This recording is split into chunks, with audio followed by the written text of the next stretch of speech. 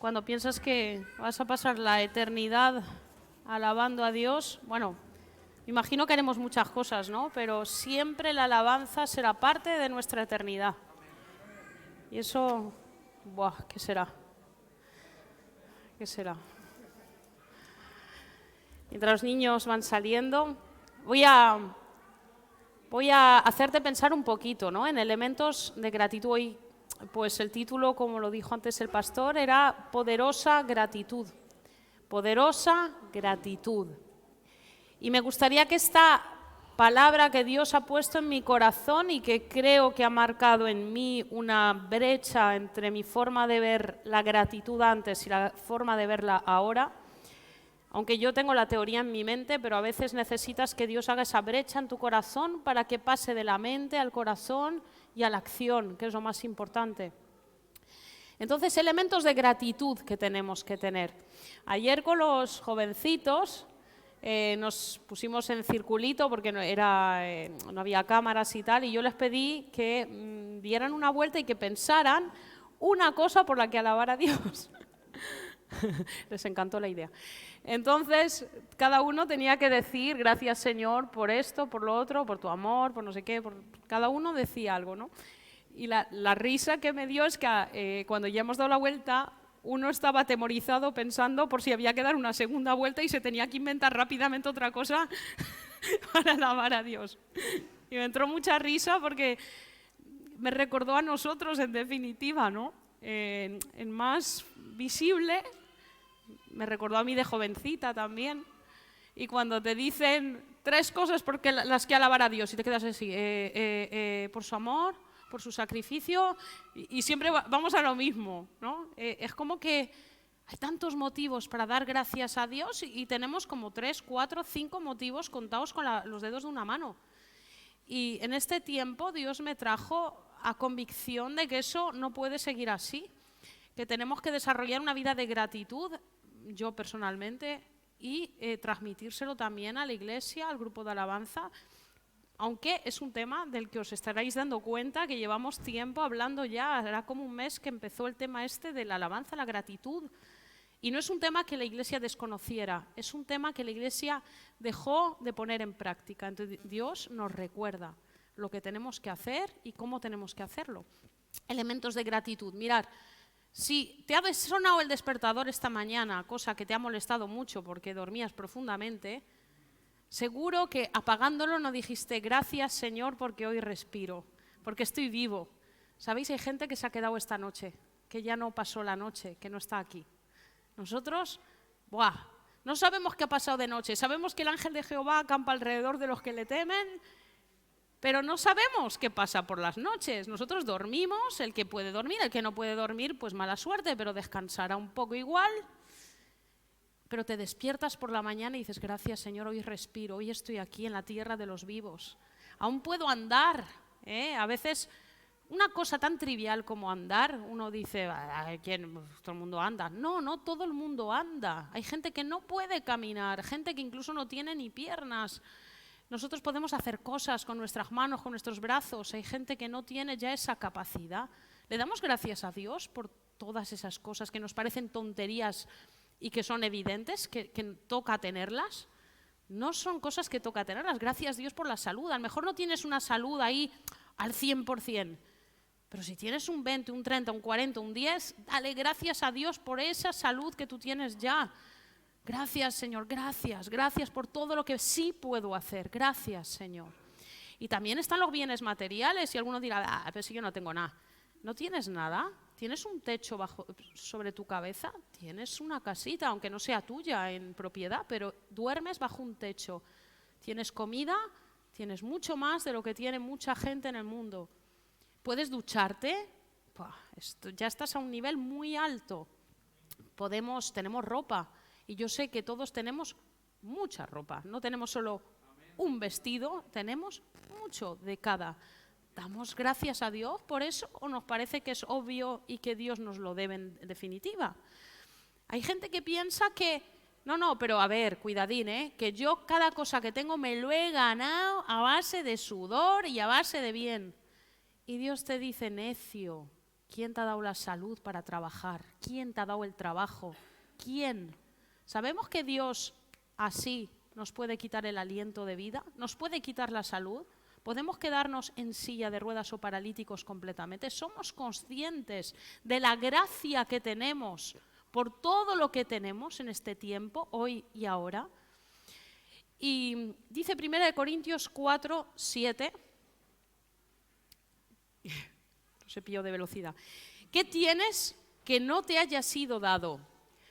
Y aquí, esto es una versión diferente, la Reina Valera dice, porque ¿quién te distingue? ¿O qué tienes que no hayas recibido? Y si lo recibiste, ¿por qué te glorías como si no lo hubieras recibido? ¿Qué puedes decir? No, esto me lo he ganado yo, esto es mío. ¿Qué es tuyo? ¿Realmente hay algo que no hayas recibido de gracia, aunque te lo hayas currado duro? Dios te lo ha dado, Dios me lo ha dado. Juan el Bautista decía en Juan 3, 27, no puede el hombre recibir nada si no le fuera dado del cielo. Esto está en Juan 3, 27. Juan el Bautista sabía que su ministerio, su popularidad, que no sé por qué la tenía, porque mandaba a la gente al infierno, pero tenía una popularidad tremenda y sabía que todo lo que tenía en ese momento procedía de lo alto. Y por eso cuando se tuvo que marchar, él estaba preparado para marcharse, porque sabía que lo que tenía no era suyo. Por eso cuando ve a Jesús hacer milagros y que la gente lo seguía, no dijo, hay que ver con este. No, porque él sabía que lo que tenía había sido un préstamo del cielo y tenía que disfrutarlo mientras podía y ya está, y hacer su trabajo. Mirad, la ingratitud, una vida de ingratitud, es una vida que es malgastada. De hecho, la falta de agradecimiento es pecado. Y muchas veces pensamos que la falta de agradecimiento pues es, ser un cristiano un poquito carnal o no centrarnos en lo importante o no. No, la falta de agradecimiento en una vida es errar al blanco. Es decir, no estás dando donde tienes que dar. Por lo tanto, una vida de malagradecidos es una vida de pecado, que no va a obtener el propósito de Dios porque no está dando en el clavo, en el lugar donde tiene que dar. La ingratitud se nota. No es algo que una persona ingrata tú la reconoces. ¿Por qué la reconoces? Porque va de la mano con la amargura. Y a veces pensamos que la amargura es algo mucho más profundo. Pero tú trabaja la ingratitud en tu vida y verás cómo acaba saliendo de ti ajenjo, o sea, veneno, algo que te empieza a pudrir a ti y a los demás. Eso es la ingratitud. La ingratitud se deleita en la queja, en la exigencia. Nunca ve lo bueno, siempre ve lo malo. Su mente siempre está puesta en todo lo malo, en todo lo que no funciona, en todo lo que no sale, en todo lo que el hermano podía haber hecho y no ha hecho, en todo lo que ha dicho y que entonces puedes juzgar lo que ha dicho porque él hace esto y hace lo otro. Eso es una mente puesta en lo malo, en lo que falta siempre. Y una vida así no sería un problema si no es porque nunca disfruta del Espíritu. No puede crecer en el Espíritu, no se puede llenar del Espíritu Santo. Es imposible. Donde hay llenura del Espíritu Santo no puede haber ingratitud. No va junto, no casa. Imposible. Y la ingratitud nos convierte en paralíticos espirituales. Nos convierte en ciegos espirituales, en sordos espirituales. Tú no puedes desarrollar el fruto del Espíritu Santo a través de una vida de ingratitud. Por ejemplo, ¿cómo puedo decir yo, si yo tengo una paz sobrenatural? Luego me oyes y no paro de quejarme. Pero tengo una paz. ¿Pero cómo voy a tener paz si no paro de usar la queja en mi vida? No paro de criticar esto, criticar lo otro, esto no me va, esto, tal. ¿Cómo voy a tener paz? ¿Por dónde entra Dios para llenar mi vida de esa paz? ¿Cómo la abre si mi vida le estoy metiendo queja todo el rato? ¿Cómo voy a estar lleno de gozo? El gozo procede de una vida que le agradece a Dios en todo momento, y todo el resto del fruto es imposible desarrollarlo si yo no vivo con agradecimiento a Dios. Y yo estaba meditando ya hace un tiempo sobre el asunto del COVID y lo que hizo en la iglesia, en nuestra iglesia, aunque yo creo que ha tocado, pero me preocupa la nuestra, ¿no? Y creo que esa publicidad mundial y ese ambiente mundial en el que estamos sumidos ha apagado nuestros espíritus. El ver, a lo mejor, de alguna forma estar envueltos de una sensación constante de enfermedad, de miedo, de preocupación, de ansiedad, y ahora qué dicen, y ahora qué esto, y ahora qué lo otro, y vives como en un desasosiego que ha hecho que la iglesia perdiera esa chispa, ese gozo, esa actitud que tenía antes de que eso sucediera. Nos ha desviado de lo que es importante y es verdadero. Cuando uno vive completamente sumido en ay, ahora esto, ay, ahora lo otro, acabas viviendo como un zombie, dejándote llevar por las emociones y sensaciones del mundo y sobre todo apartas tu mirada de Jesús, apartas tu mirada de lo que Dios tiene para este lugar, para el propósito, para tu vida, para tu familia, apartas tu vida, tu mirada de lo importante. Cuando nuestra mirada y nuestra confianza están puestas en Dios, ¿de qué hemos de temer? Sí que pueden pasar cosas y desgracias y derrotas, pero ¿de qué he de temer si mi gratitud y mi confianza las conecto a Dios? De eso se trata la gratitud, en definitiva. Confianza absoluta en que Dios está muy por encima de cualquier cosa que esté pasando, muy por encima de cualquier cosa que ocurra a mi alrededor. Primera de Tesalonicenses 5:18 dice: dad gracias en todo, porque esta es la voluntad de Dios para con vosotros en Cristo Jesús. ¿Se puede dar gracias por una tragedia? ¿Se puede dar gracias por una muerte de alguien que tú amas? Es un horror humanamente, pero se puede y se debe. En medio de cualquier circunstancia, tú puedes darle gracias a Dios. Porque aunque nunca entiendas lo que ha pasado, ni por qué ha pasado, ni de la forma que ha pasado, Dios tiene el control y eso te vale. Eso te tiene que valer. Gracias, Señor. Job no se ha enterado jamás de por qué Dios se llevó a sus 10 hijos. ¿Y sabéis qué? Creo que nosotros tampoco sabemos todo lo que envolvió esta situación. Nosotros tenemos como una puntadita de lo que realmente pasó con la vida de Job. Pero realmente todos los motivos que Dios usó y cómo lo hizo y cómo desarrolló Dios, jamás lo sabremos. Yo estoy segura de que Dios nos ha dado solo una pincelada de la vida de Job. Hay mucho más detrás. Y Job jamás lo supo y tampoco se lo reclamó a Dios. No ves en ningún momento que Job le dijera a Dios, ya que me has hecho tanto daño, ahora me vas a explicar por qué me lo has hecho. No, Job vivió una vida de gratitud en la medida de lo posible en momentos dramáticos y sin el conocimiento que nosotros tenemos ahora mismo. Mirad, la vida cristiana está hecha y basada y tiene unas pautas que son inamovibles. Hay cosas que no se pueden dialogar, discutir, debatir y ver si se minimiza o se tuerce o se mete por ahí. Por ejemplo, y todos sabemos de esto, el perdón. El perdón, tú tienes que perdonar sí o sí. No importa el daño que te hayan hecho. Claro, es más fácil perdonar si me han pisado el pie que si han hecho daño a un hijo mío. Y más que daño, han arrebatado la vida de un hijo. O han hecho algo muy doloroso a un ser amado. O me han robado una cantidad de dinero que para mí era muy necesaria. Pero el perdón, dice la palabra que si nosotros no perdonamos, bloqueamos el perdón de Dios. Dios no nos perdona tampoco a nosotros. El perdón tiene que ser una compuerta que esté siempre abierta, pase lo que pase y sea lo que sea el daño que nos hagan. Y eso es difícil de comprender a nivel humano, pero entendemos y lo sabemos como iglesia que eso funciona así, que tú tienes que perdonar para ser perdonado y para ser libre. Porque si tú no perdonas, jamás serás libre de la persona que te ha hecho daño.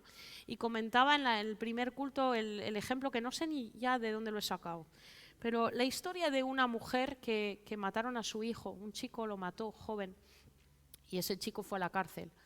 Y Dios le pidió a la mujer, a la madre, que perdonara al asesino de su hijo y claro, le costó una pelea importante porque no es cualquier cosa. Y en el tiempo lo perdonó, pero Dios le pidió más. y entonces ella fue a visitarlo a la cárcel, y en el tiempo pasaron los años y Dios le pidió más. Y esa mujer acabó amando al asesino de su hijo como si fuera su propio hijo. Tanto llegó a amarlo y lo albergó en su casa. Entonces, para mí eso es el perdón según la Biblia, es un perdón extremo, es un perdón irracional, se lo cuentas a cualquiera en la calle y dices, si no estás un poco loco, pero ese es el perdón de Jesús. Cuando Jesucristo estaba en la cruz dando su vida por nosotros, ¿qué dijo? Padre, perdónalos, porque no saben lo que hacen. Si Jesús no hubiera perdonado a los que estaban destrozando su cuerpo, nosotros no podríamos ser salvos. Ese perdón hizo que el perdón se extendiera a la humanidad. Y de alguna forma, Esteban, el discípulo también de los primeros tiempos, él dio su vida, lo lapidaron, y mientras lo estaban lapidando, y quiero decir que son muertes crueles, violentas y sanguinarias, mientras lo estaban lapidando, él perdonaba a sus agresores, y entre ellos estaba, todos sabéis, Saulo de Tarso, que luego se convirtió en el apóstol Pablo. Entonces, el perdón tiene un poder, y todos sabemos, el perdón tiene un poder innegable. Pues ahora quiero dar una pauta que está muy puesta en una esquinita, que le damos menos importancia y pensamos que no es tan importante, pero es igual de importante, y es la acción de gracias, la gratitud. Tú no puedes venir ante la presencia de Dios con una queja, con una exigencia, con un descaro de decir, Dios, ya podías haberme dado esto que te lo he pedido, me he enfadado contigo por esto, por lo otro, no quiero tal. No, ante Dios se entra con acción de gracias. Dice el Salmo 104, entrad por sus puertas con acción de gracias. Por sus puertas, las puertas están fuera. Por sus atrios con alabanza.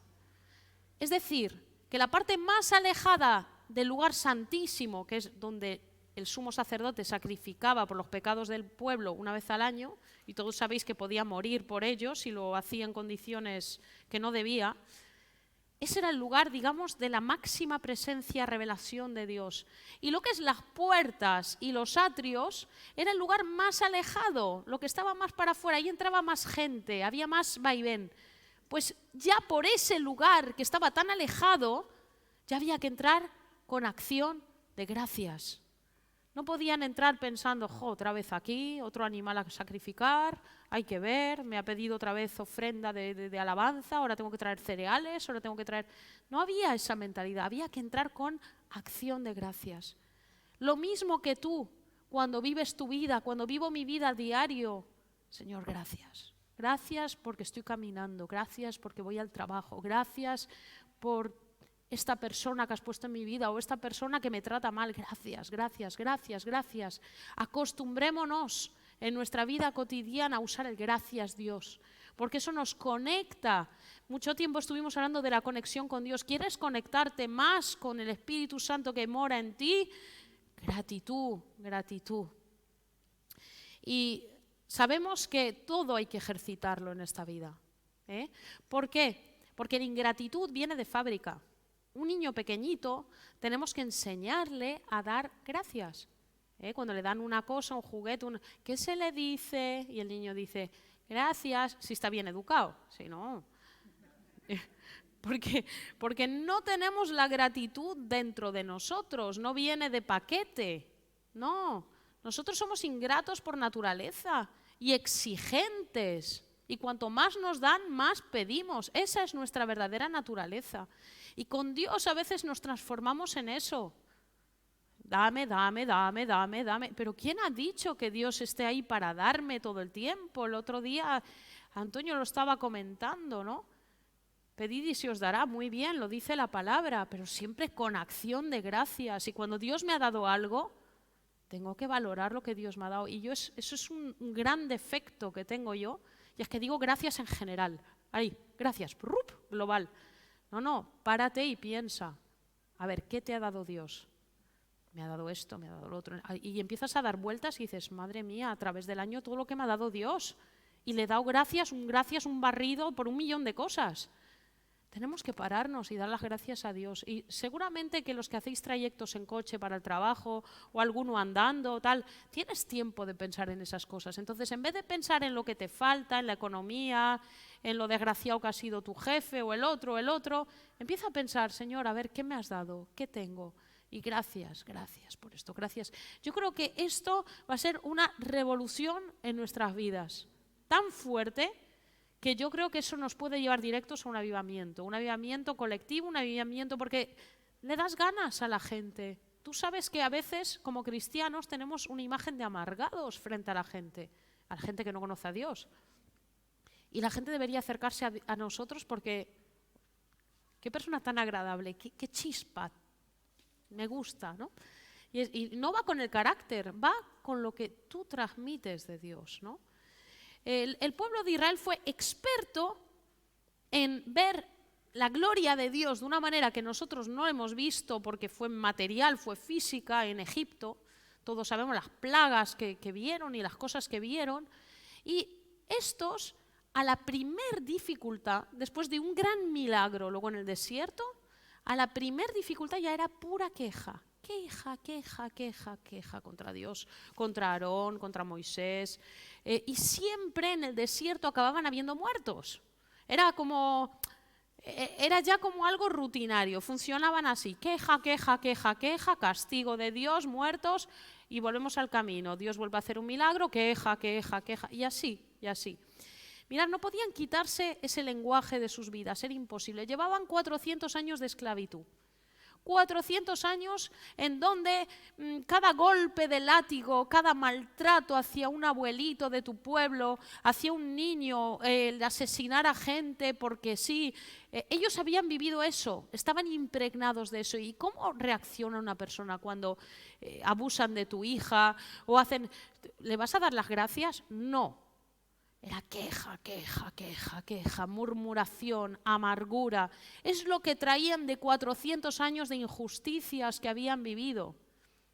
Dios les da un futuro, les da una posibilidad, les da libertad.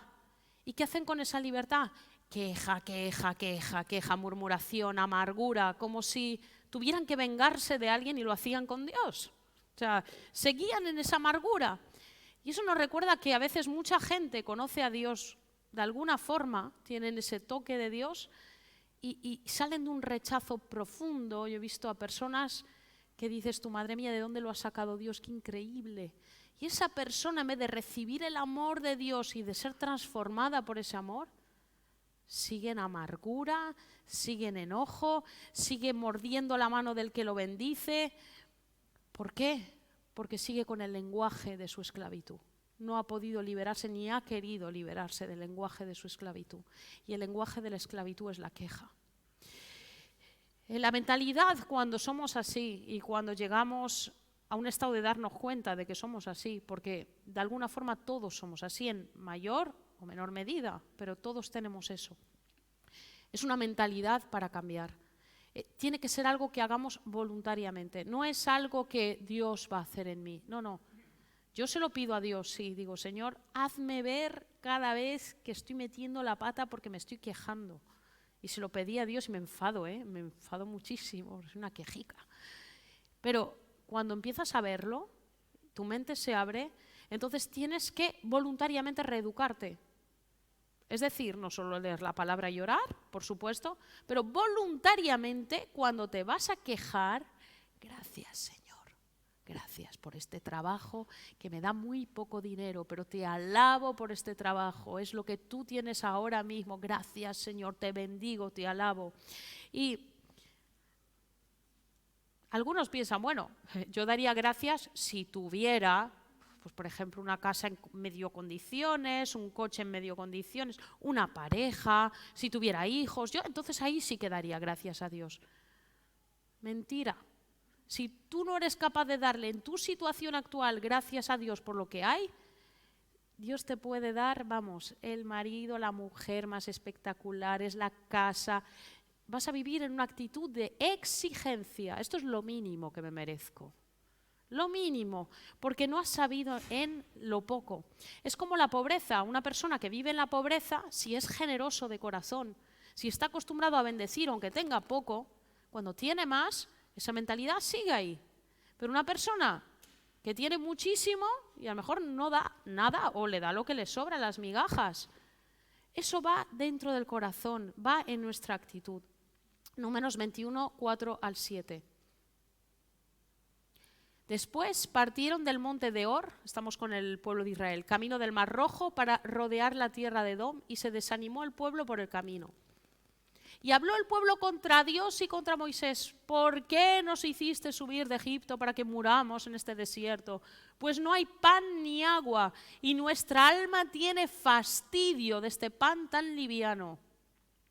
Y Jehová envió entre el pueblo serpientes ardientes que mordían al pueblo, y murió mucho pueblo de Israel. Entonces el pueblo vino a Moisés y dijo: hemos pecado. Hasta aquí. 25.000 muertos. Creo que hemos metido la pata, hemos pecado. Muertos por todas partes, las serpientes pinchando y mordiendo a todo el mundo. Y de repente se dan cuenta. ¿Sabéis? Yo creo que ellos no se daban ni cuenta de las murmuraciones, porque el nivel de murmuración era increíble. ¿Qué porquería de pan nos das? El maná es una porquería, nos da asco. ¿Se le puede decir a Dios: me da asco lo que tú me has dado? Me da asco, estoy harto de comer lo mismo. Y se puede usar en todos los sentidos, ¿eh? Estoy harto de estos hijos, de este marido. Estoy harta de esta casa que se rompe. Estoy harta. ¿Se puede decirle eso a Dios? Pensamos que no se lo decimos a Dios, ¿no?, cuando decimos estas cosas, pero se las estamos diciendo directamente de cara a Dios. Y es algo que a Dios no le gusta, no le agrada ni un pelo. Bueno, vemos que el desagradecimiento era del pueblo de Israel y pensamos, bueno, eso era problema de ellos eran así, nosotros no. Primera de Corintios 10, del 9 al 11. Ni tentemos al Señor como también algunos de ellos, hablando del pueblo de Israel, le tentaron y perecieron por las serpientes. Ni murmuréis como algunos de ellos murmuraron y perecieron por el destructor. Y estas cosas les acontecieron como ejemplo, se murieron todos como ejemplo, tela. Y están escritas para amonestarnos a nosotros, a quienes han alcanzado los fines de los siglos. ¡Wow!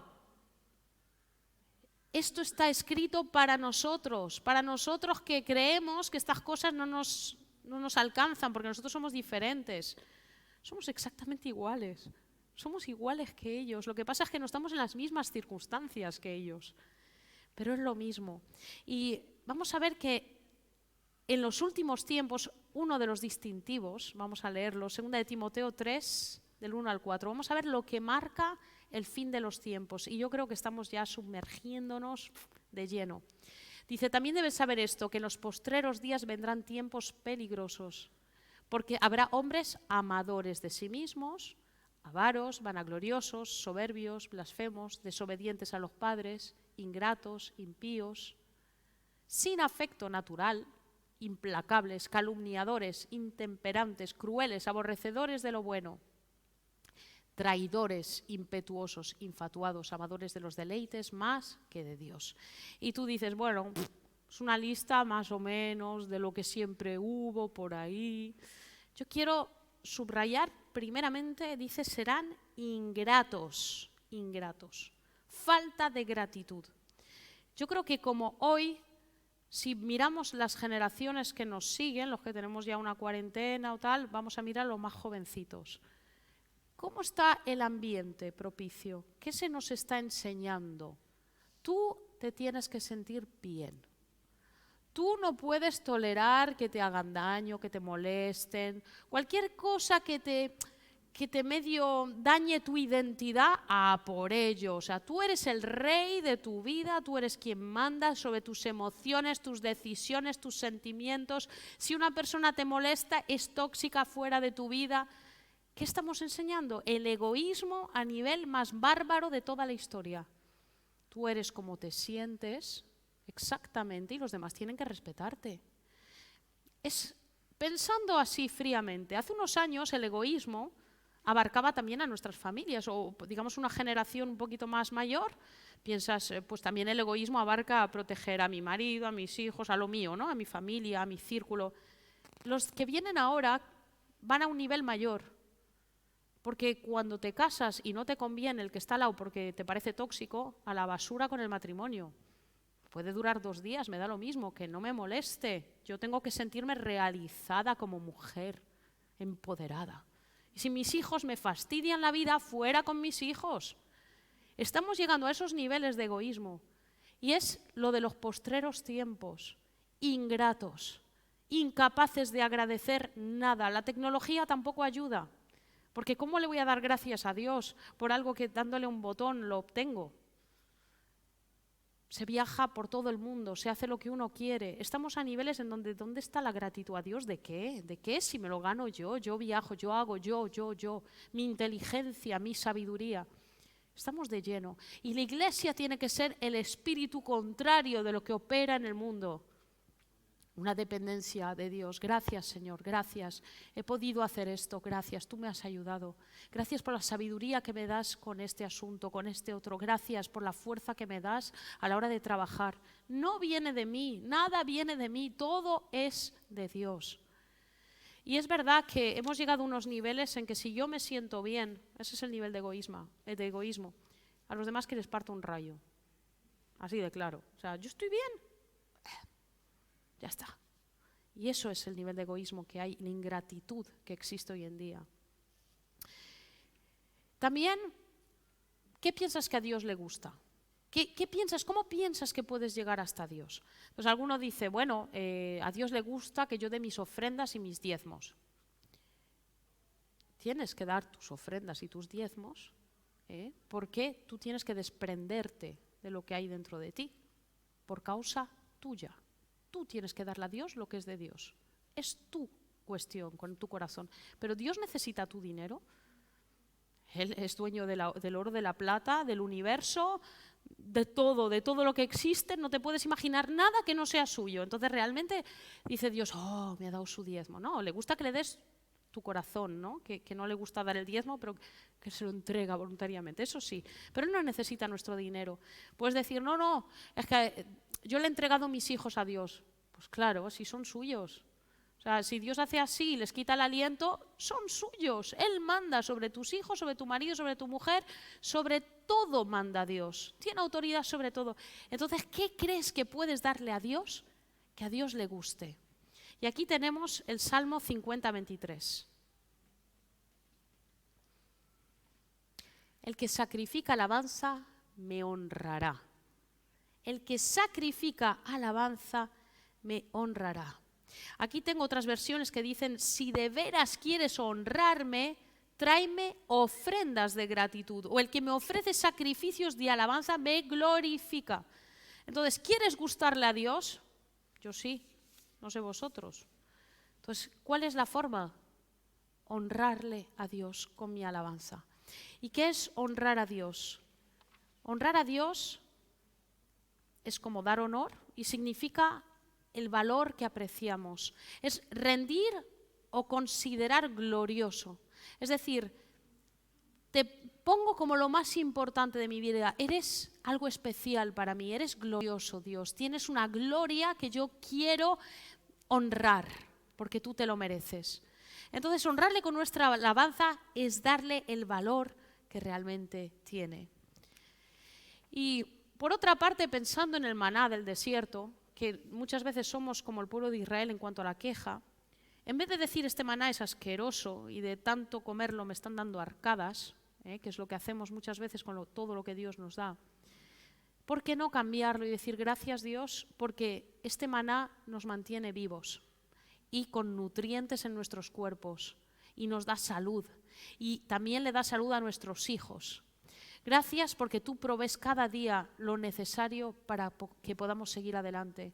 Gracias por habernos sacado de Egipto, por vivir en la promesa de una tierra de libertad para nosotros. Gracias porque no necesitamos trabajar bajo látigo para poder comer gratuitamente de este maná. Y entonces el pueblo de Israel se hubiera convertido en lo que era. Este pueblo creado para mí, mis alabanzas publicará. Esa era la meta del pueblo de Israel. En ese momento no se pudo cumplir. Vemos en la vida de Jesús que Jesús fue, a pesar de ser Dios, fue sumamente agradecido. Y también apreciaba muchísimo la gratitud. Recordáis a los 10 leprosos, ¿verdad? Él sana a 10. ¿Y cuántos vuelven? 1, el extranjero. Punto. Y el 1 que volvió fue el único que recibió esta palabra: tu fe te ha salvado. Impresionante. Pero si solo venía a darle gracias porque le dice tu fe te ha salvado. Porque lo que le movió, esa gratitud que le movió, hizo tener una fe puesta en Jesús. Y eso le salvó. Entonces vemos que para Jesús era algo muy importante la gratitud. Tenemos el milagro de Lázaro.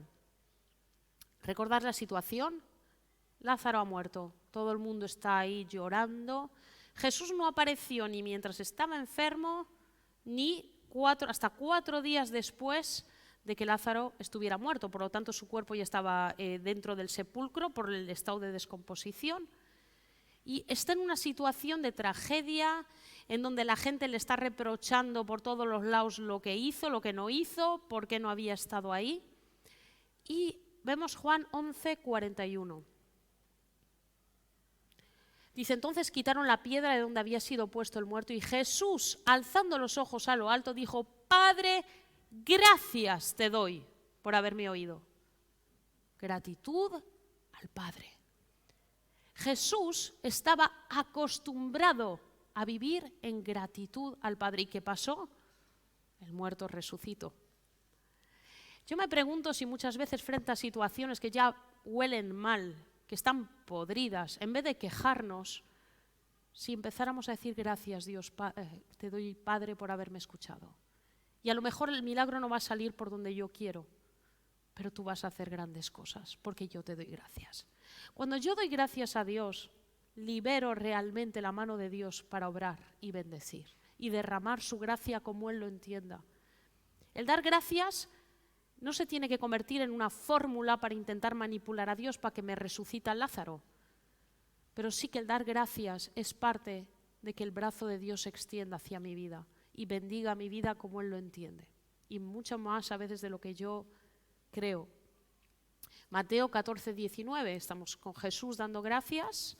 Entonces mandó a la gente recostarse sobre la hierba y tomando los 5 panes y los 2 peces y levantando los ojos al cielo, bendijo y partió y dio los panes a los discípulos. En otras versiones dice, dio gracias y partió y dio los panes a los discípulos y los discípulos a la multitud. No había nada, aparentemente, para dar de comer a esa gente. Se encontraban sin nada en un lugar desierto. Se le da muy poca cosa a Jesús. Jesús da gracias y empieza la multiplicación. A veces no tenemos nada en nuestras manos. ¿Y qué hacemos? Señor, no tengo nada, ¿no lo estás viendo? Tu hijo, soy tu hijo, reclamo tu bendición en el nombre de Jesús, vengo contra todo espíritu de miseria en mi vida. No, gracias Señor, es más fácil. Gracias Señor por lo que me vas a dar, por lo que tú quieres darme. Gracias porque voy a bendecir incluso a través de lo poco que tengo. Gracias, gracias. Y pasan cosas. Todos lo habréis vivido, muchos lo habréis vivido, que de repente de no tener viene provisión y dices, ¿de dónde ha venido? ¿No? Como Jorge Müller cuando se ponía a orar en el orfanato para alimentar a un montón de niños y no le había llegado ni la comida, no tenían nada. Y ponían los cubiertos, los platos y empezaban a bendecir por el plato vacío y Dios hacía el milagro y llegaba la comida para todos los niños. Porque Dios es así, Dios es así. Tiene una debilidad a la gratitud, realmente. Yo creo que a veces está tan acostumbrado a nuestra queja que cuando le decimos gracias por algo, Dios se sobresalta y dice, ¿y ahora qué hago? ¿Qué ha hecho? Hay que bendecirlo. De alguna manera, a lo mejor no con esto, pero la bendición cambia las cosas mucho. Cuando se sentaron a... Filipenses 4:6... Lucas 24:30. Ahora tenemos... ya estábamos aquí.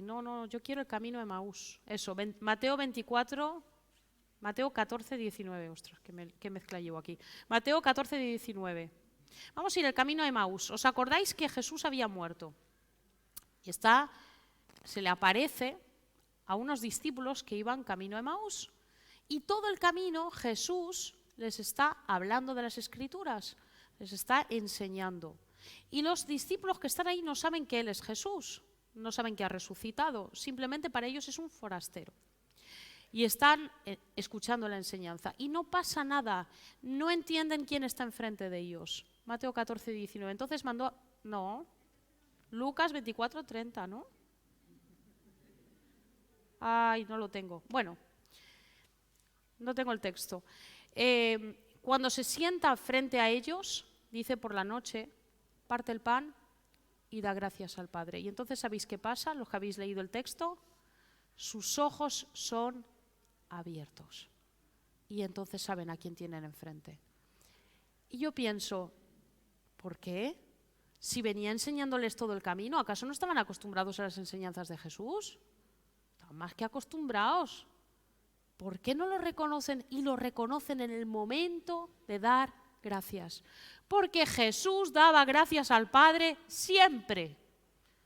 Y cada vez que daba gracias pasaba algo. Pasaba algo.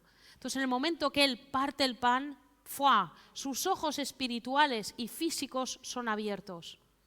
Y yo quiero ser así. Quiero vivir como el Maestro, que vivía en agradecimiento y veía las cosas con perspectiva, como las veía el Padre. Nosotros vemos lo que tenemos delante de nuestras narices. A lo mejor una vida de agradecimiento hará que veamos las cosas mucho más allá de lo que son.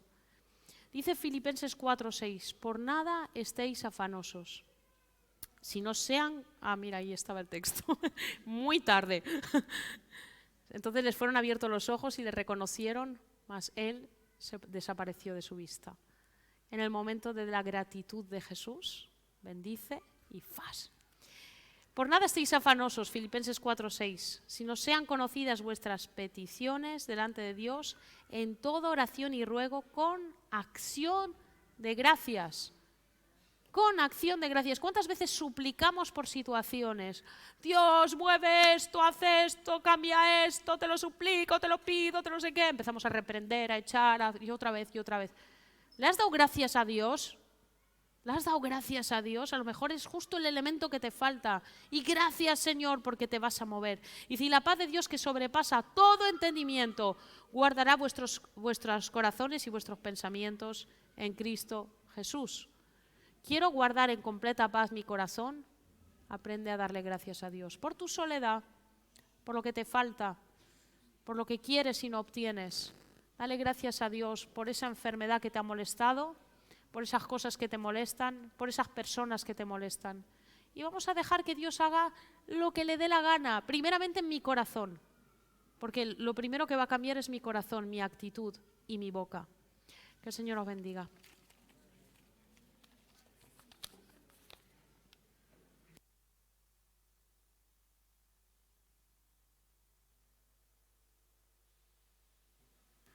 Muchas gracias, Pastora Loida, por la palabra de esta mañana. Yo creo que este es el momento de tomar una decisión de qué vamos a hacer con la palabra de Dios. Creo que detrás de toda predicación es el momento de decidir qué vamos a hacer con ella. ¿La vamos a poner en práctica? ¿La vamos a vivir? Va a ser difícil, porque nos van a llover muchos momentos complicados. Y esa será tu oportunidad de empezar a cambiar. Vamos a tener una vida de gratitud, de alabanza a Dios. Si hay algo que mantuvo en pie a personajes como David o Pablo, eran personas que sabían que todo lo que tenían valioso provenía del cielo y lo demás era de segundo orden, de segunda categoría. San Pablo llega a decir, lo tengo todo por basura, con tal de tener a Cristo. Y yo creo que con esa perspectiva vamos a poder alabar a Dios cuando las cosas nos van mal. Porque Dios tiene un propósito para tu vida, no de flores, sino tiene un propósito para tu vida de transformar tu alma, tu corazón. Y eso requiere a veces de espinas. Hay flores, pero hay espinas. Démosle gracias a Dios por las espinas, por tu marido, por tu mujer, por esa persona que no entiendes, que no aguantas, que no soportas, por tu jefe, dale gracias a Dios.